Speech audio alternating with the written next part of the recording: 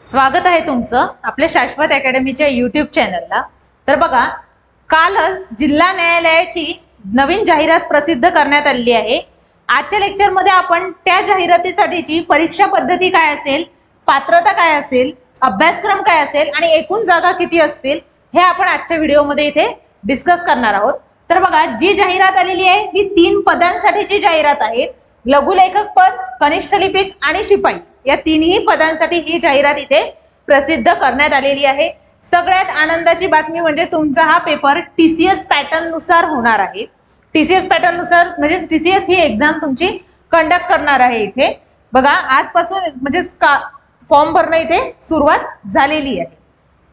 तर बघा, सगळ्यात पहिले जी एग्जाम आहे ही एग्जाम आपली 3 पदांसाठी इथे जिल्हा न्यायालय भरतीची परीक्षा ही घेण्यात येणार आहे। कुठले कुठले 3 पद आहेत त्यामध्ये, तर सर्वात पहिले लघुलेखक, सेकंड कनिष्ठ लिपिक आणि थर्ड पद आहे शिपाई किंवा हमाल। या 3 पदांसाठी ही परीक्षा घेण्यात येणार आहे। ही परीक्षा टीसीएस मार्फत घेण्यात येणार आहे। आणखी एक गोष्ट, आता यामध्ये सगळ्यात पहिले आपण पदांचा तपशील पाहून घेऊ की किती किती पदांसाठी एग्जाम होणार आहे। हे आपण सगळ्यात पहिले इथे पाहून घेऊ। हे आपण ऍक्च्युअली कालच्याच झालेल्या लेक्चर मध्ये, परवाचे जे आपण लेक्चर घेतलेलं आहे त्याच्यामध्ये हे आपण आधीच बघितलेलं आहे। त्याचं बस एक रिवाइज घेऊन घेऊ। बघा, सिलेक्शन लिस्ट जी आहे, सिलेक्शन लिस्ट मध्ये लघुलेखक श्रेणीचे 568 पद आहेत, कनिष्ठ लिपिकचे 2795 पद आहेत आणि शिपाईसाठी 1266 पद आहेत। तसेच जर प्रतीक्षा यादी पाहिली तुम्ही तर लघुलेखकसाठी 146 आहे, कनिष्ठ लिपिकसाठी इथे 700 आहे आणि शिपाईसाठी 318 आहे। मी कालच तुम्हाला सांगितलं होतं निवड यादी। निवड यादी म्हणजेच काय, जेव्हा तुमची परीक्षा होईल, परीक्षा झाल्यानंतर काही निवड यादी म्हणजेच निवड यादीमध्ये असणाऱ्या सगळ्यांची नियुक्ती त्या पदावर केली जाईल, त्याला ते निवड यादीमध्ये राहतील। आणि एक आणखी वेटिंग लिस्ट तयार केली जाईल, म्हणजेच प्रतीक्षा यादी तयार केली जाईल। प्रतीक्षा यादी म्हणजेच काय, सपोज आता इथे लघुलेखकचे 146 आहेत जे प्रतीक्षा यादीमध्ये आहेत, म्हणजे 146 लोक हे सिलेक्ट करून ठेवले जातील।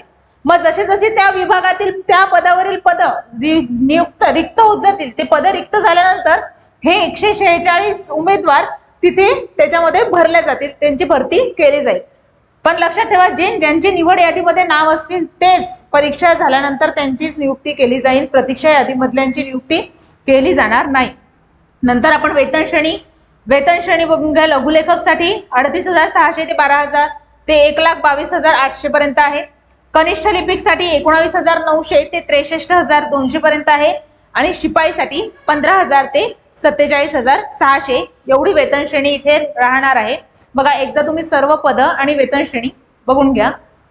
नेक्स्ट सगळ्यात महत्त्वाचा पॉइंट म्हणजे की प्रत्येक पदासाठी तिथे पात्रता काय असणार आहे, हा सगळ्यात महत्त्वाचा पॉइंट आहे की कोण कोण अर्ज करू शकते, म्हणजे पात्रता कशी असेल।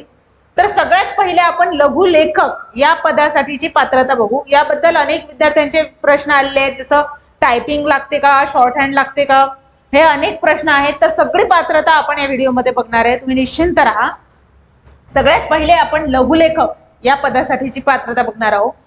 बघा, लघुलेखक या पदासाठी तुम्हाला कोणत्याही मान्यता प्राप्त विद्यापीठातून पदवी घेतलेली असणे आवश्यक आहे, म्हणजे कुठल्याही एनी ग्रॅज्युएट कुठल्याही याचं कोणत्याही विद्यापीठातून तुम्ही पदवी घेतलेली असणे आवश्यक आहे। पण तिथे ज्यांची कायद्याची पदवी धारण केलेली आहे त्या उमेदवारांना तिथे प्राधान्य दिलं जाणार आहे। त्या जिल्ह्यातील न्यायालयाच्या प्रादेशिक भाषेचे पुरेसे ज्ञान असणे आवश्यक आहे।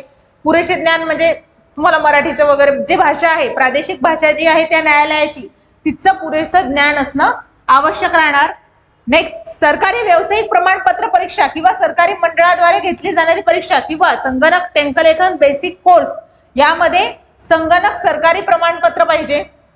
यामध्ये इंग्रजी लघुलेखन 100 प्रश्न पर मिनिट त्याहून अधिक गती किंवा मराठी लघुलेखन 80 प्रश्न पर मिनिट किंवा त्याहून अधिक गती। आता म्हणजे हा पॉइंट मध्ये त्यांनी एक्सप्लेन काय केलेलं आहे, मी तुम्हाला एक शॉर्ट मध्ये सांगून देते। ही पात्रता म्हणजेच तुमचं शॉर्ट हँड झालेलं पाहिजे। शॉर्ट हँड किती, तर शॉर्ट हँड इंग्लिशसाठी 100 शब्द पर मिनिट आणि मराठीसाठी 80 शब्द पर मिनिट एवढं तुमचं शॉर्ट हँड झालेलं पाहिजे। आणखी एक पात्रता आहे ती म्हणजे टायपिंग. टायपिंग मध्ये इथे बघा, टायपिंग साठी तुम्हाला इंग्लिश 40 टायपिंग आवश्यक आहे, इंग्लिश 40 टायपिंग आणि मराठी 30 टायपिंग, ह्या दोन्ही टायपिंग आवश्यक आहे. बऱ्याच विद्यार्थ्यांचे इथे प्रश्न विचारण्यात आलेला आहे की फक्त इंग्लिश 40 असून चालेल का किंवा फक्त मराठी 30 असून चालेल का, तर नाही, तुम्हाला इंग्लिश 40 आणि मराठी 30 अशा दोन्ही टायपिंगची इथे आवश्यकता आहे. आणखी शॉर्ट हँड मध्ये तुम्हाला इंग्लिश 100 शब्द पर मिनिट आणि मराठी 80 शब्द पर मिनिट, हे दोन्हीही पात्रता तुम्ही क्वालिफाय इथे केलेल्या पाहिजे. बघा, हे झाले आपली लघुलेखकसाठी पदाची पात्रता. आणि खालीलपैकी कोणत्याही संस्थेतून प्राप्त एक तुम्हाला संगणक प्रमाणपत्र पाहिजे. जर MSCIT झालेलं असते कोणाचं, MS वर्ड, वर्ल्ड स्टार, यापैकी कुठलाही एक कोर्स तुम्ही तिथे केलेला पाहिजे. आणि महाराष्ट्र किंवा गोवा राज्यातील वैज्ञानिक विद्यापीठ या स्थितीत किंवा महाराष्ट्र किंवा गोवा राज्यातील तंत्रज्ञान शिक्षण मंडळाद्वारे जो कोर्स आहे तो तुम्ही पूर्ण केलेला पाहिजे. बघा, ही झाली आपली लघुलेखक या पदाबद्दलची इथे पात्रता. नेक्स्ट आपण बघणार आहोत कनिष्ठ लिपिक या पदासाठी तुम्हाला काय काय पात्रता दिलेली आहे. तर कनिष्ठ लिपिक या पदासाठी सुद्धा तुम्ही कोणत्याही मान्यता प्राप्त विद्यापीठातून पदवी असणं आवश्यक आहे. म्हणजे ह्या ज्या जागा आहेत ह्या ग्रॅज्युएशन बेसिसवरच्या जागा राहणार. तुमच्या कोणत्याही मान्यता प्राप्त विद्यापीठातून पदवी घेणं आवश्यक आहे. त्याच्यामध्ये पण ज्यांची कायद्याची पदवी आहे त्यांना तिथे प्राधान्य दिलं जाईल. बघा, जिल्हा न्यायालयाची भरती असल्यामुळे ज्यांच्याकडं कायद्याची डिग्री आहे त्यांना ऑफकोर्स तिथे प्राधान्य दिलं जाणार आहे. त्यास जिल्ह्यातील न्यायालयाच्या प्रादेशिक जी भाषा राहील तिची त्याचं पुरेसं ज्ञान असणं इथे आवश्यक आहे. सरकारी व्यावसायिक प्रमाणपत्र परीक्षा किंवा सरकारी महामंडळाद्वारे घेतली जाणारी परीक्षा किंवा संगणक टंकलेखन बेसिक कोर्स GCC TBC यांचं तुमच्याकडे सर्टिफिकेट असणं आवश्यक आहे. याला टायपिंग बघा सगळ्यात इम्पॉर्टंट आहे. टायपिंग कुठली कुठली लागते याला. यामध्ये टायपिंग मध्ये तुम्हाला इंग्लिश 40 आणि मराठी 30 दोन्ही टायपिंग असणं आवश्यक आहे. इंग्लिश 40 पण आणि मराठी 30 पण. यासाठी एक लक्षात घ्या, इथे या कनिष्ठ लिपिक या पदासाठी तुम्हाला कुठे शॉर्ट हँड मेन्शन केलेलं नाहीये. शॉर्ट हँड फक्त तुम्हाला लघुलेखक या पदासाठी शॉर्ट हँडची तिथे परीक्षा घेण्यात येणार. शॉर्ट हँडचं क्वालिफिकेशन फक्त लघुलेखक या पदासाठीच आहे. आणि कनिष्ठ लिपिक आणि लघुलेखक या दोन्ही पदांसाठी तुम्हाला इंग्लिश 40 टायपिंग पाहिजे आणि मराठी 30 टायपिंग झालेली पाहिजे. बघा, ह्या झाल्या आपल्या कनिष्ठ लिपिकच्या. आणि हे सेम जसं लघुलेखकचं आहे तसंच तुम्हाला संगणकमध्ये प्रमाणपत्र असणं आवश्यक आहे. आणि संगणकाचं ज्ञानाचं कुठलेही प्रमाणपत्र असणं आवश्यक आहे. जसं तुमचं MSCIT वगैरे झालेलं असेल ते असणं आवश्यक आहे इथे. नेक्स्ट बघा, शिपाई किंवा हमाल या पदासाठीची पात्रता.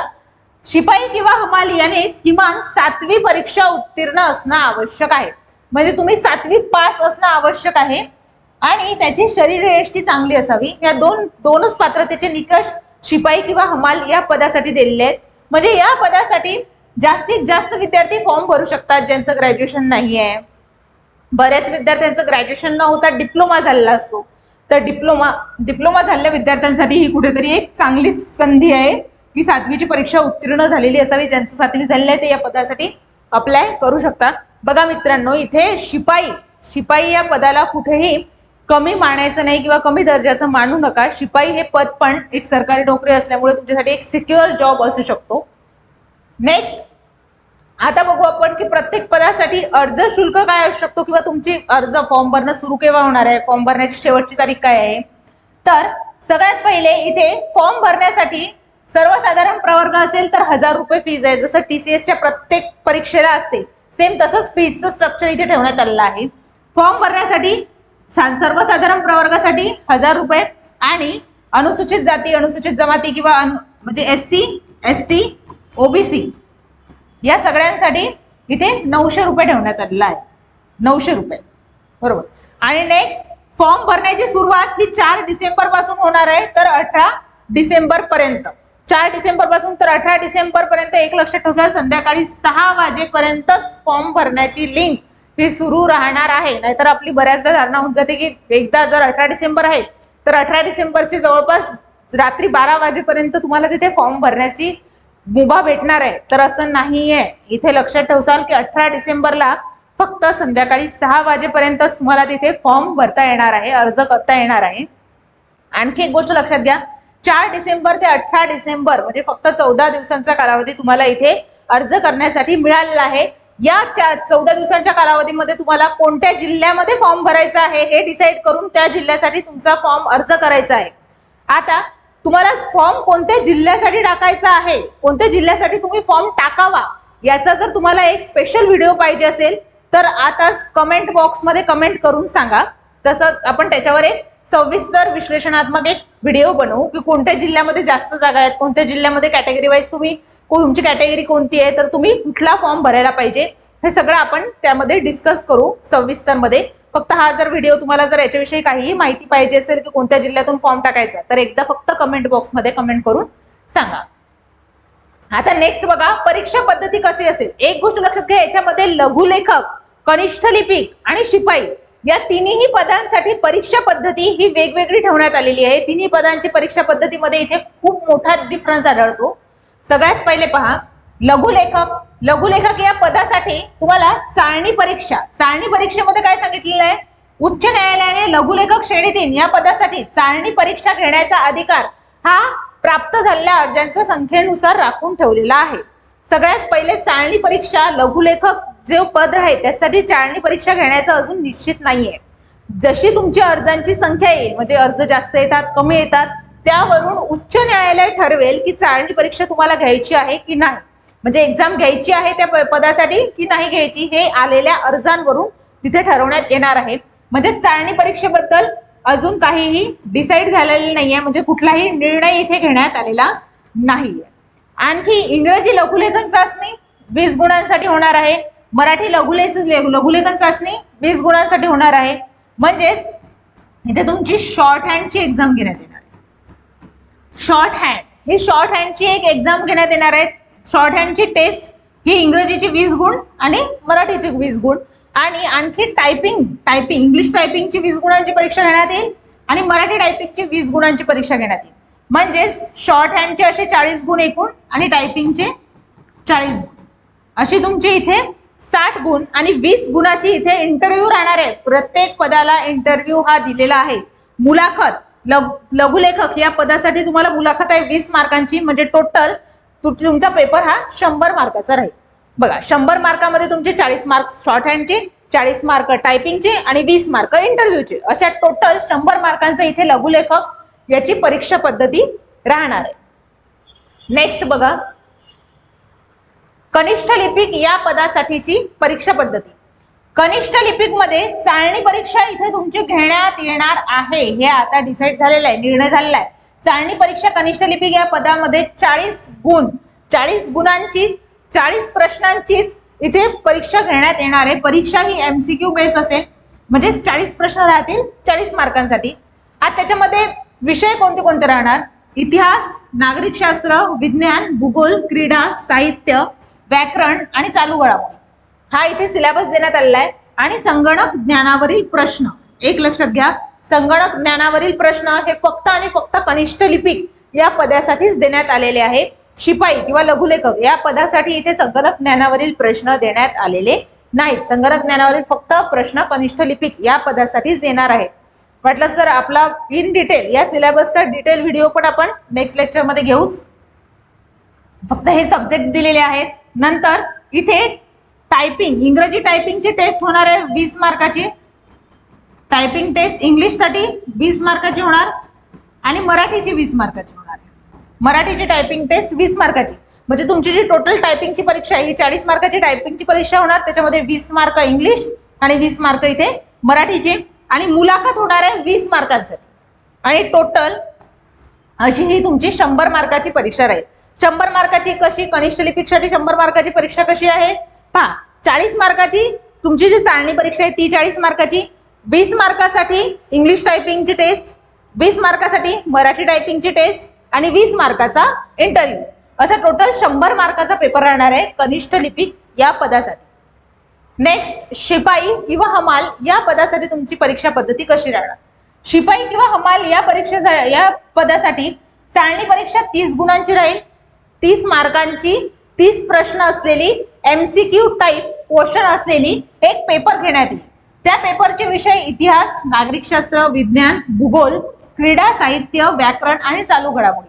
सिलेबस जर तुम्ही बघितला इथे तर कनिष्ठ लिपिक या पदासाठी पण सिलेबस तोच आहे जो तुमचा इथे शिपाई किंवा हमाल या पदासाठी आहे. फक्त नवीन ऍड काय आहे, कनिष्ठ लिपिक या पदासाठी तुम्हाला संगणक ज्ञानावरील प्रश्न येणार आहे आणि तुम्हाला इथे शिपाई या पदासाठी संगणकचे प्रश्न नाही आहेत.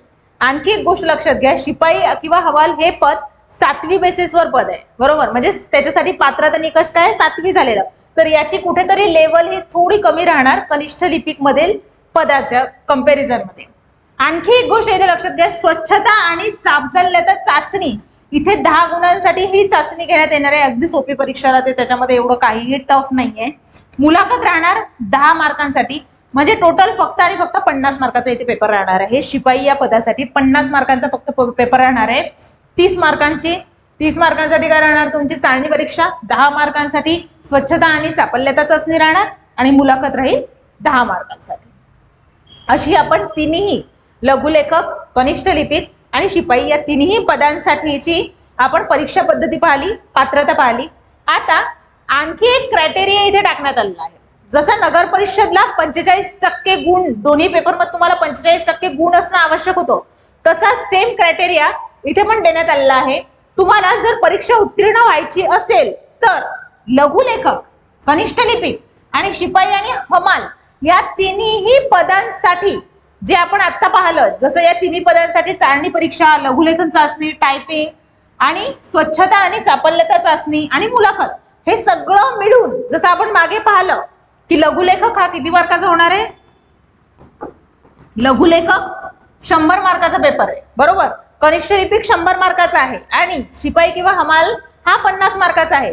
तर त्याच्यापैकी तुम्हाला 35% गुण मिळवणं आवश्यक असेल, 35% गुण मिळवणं आवश्यक असेल. आणि अनुसूचित जाती जमाती किंवा इतर मागासवर्गीय म्हणजे SC, ST, OBC यांना त्यामध्ये 5% सूट देण्यात आलेली आहे. 5% सूट देण्यात आलेली आहे, म्हणजेच ST, ST आणि OBC यांना फक्त 30% तिथे पाहिजे. आता 30% पाहिजे म्हणजेच तुम्हाला सगळ्या याच्यामध्ये 35% एवढे गुण असणं आवश्यक आहे. ज्या पदाची तुम्ही एक्झाम देता त्याच्यामध्ये तुम्हाला मिनिमम 35% पाहिजे. जर 35%च्या वर तुम्हाला मार्क असतील तरच तुम्ही त्या निवड यादीमध्ये येणार आहे. आणि जर SC, ST, OBC असेल तर त्यामध्ये 5% तिथे तुम्हाला कन्सेशन देण्यात येणार आहे.